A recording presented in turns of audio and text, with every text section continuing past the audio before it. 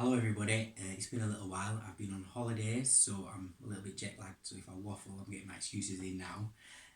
But I wanted to do a bit of a mini series of videos which I'm going to entitle Effective versus Efficient, which is a concept we get to understand as we journey through life anyway. An example I always use is when you're younger, you sit an exam and maybe you think the important thing is being all the handwriting's to be very neat and very tidy, and then later on in life you realise it's more important about the content and what you actually say.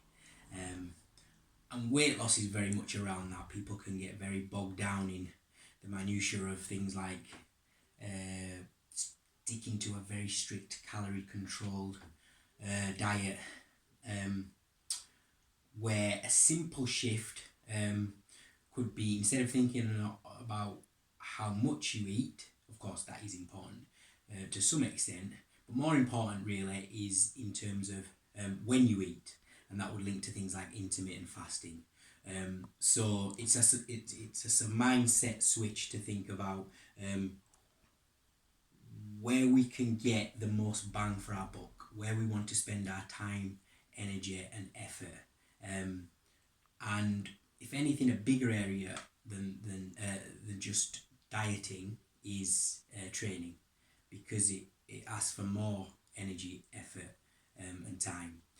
So, and really certain training protocols are not useless, definitely not useless, but depending on what your goal is, probably not what you're looking for. So an example of that is what you call like long slow duration. Maybe you'll go for a nice slow jog for a lengthy period of time. Now, you are going to improve your mental health, for example. You are going to build a body of evidence of what I like to refer to as a bank account of positive self-talk. Positive self-talk is pretty much or one of the most psychologically beneficial things you can do in terms of getting things done. When you say, I can do this, you've got a body of evidence behind you because you've been on those runs, so you know that you can do it. You're referring to something real, and you can't fool the mind, it already knows that. So you will aid your cardiovascular fitness or your heart and lung fitness. So that's things that you will do, and I've never want to decry things like going on a run or going for walks outdoors. Absolutely, and it builds discipline. It's the way we want to be living. In terms of body composition change, weight loss, changing the way you look, becoming faster, stronger, quicker. No, those things are not going to be affected by if you're, for example, training in a fed state, and I'll just touch on what not a fed state is, or also say in the presence of insulin or very carb heavy training. You're not going to affect the burning of fat, for example. Technically, you're not going to affect that. So if that's your gain, if you're looking for body composition change, the burning of fat, again, it's a very important switch, which is not, it is about how you train, but more importantly, it's when you train. So the key here is to train fasted. Now, technically, fasted training, so it's called post-absorptive, so it's training away from the energy of food.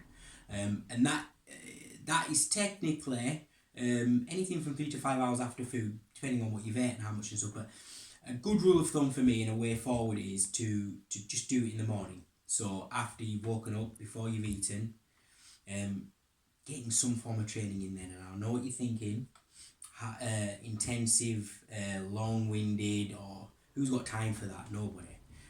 But the good thing about this, which is my nutritional plan 3, not only is it okay to be short-lived training, it's actually necessary because, well, a couple of things I'll go into. So, the reason why this works, and I mentioned about how calorie count, you can get obsessive about it. Now, calorie is just a measure of heat in the body, and the body is not maths, it's biochemical, it's biology. So, it doesn't really work in that very binary way. So we've got to think about leveraging how the body works, the circadian rhythm, the endocrine system, so your hormones, and thinking along that more fluid approach.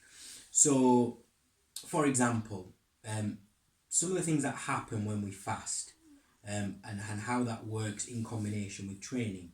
So when we fast, we kick into effect the sympathetic nervous system, often called the fight or flight, and those are stimulated by what you'd probably commonly call the adrenal hormones, epinephrine, norepinephrine. So, and what those are good at,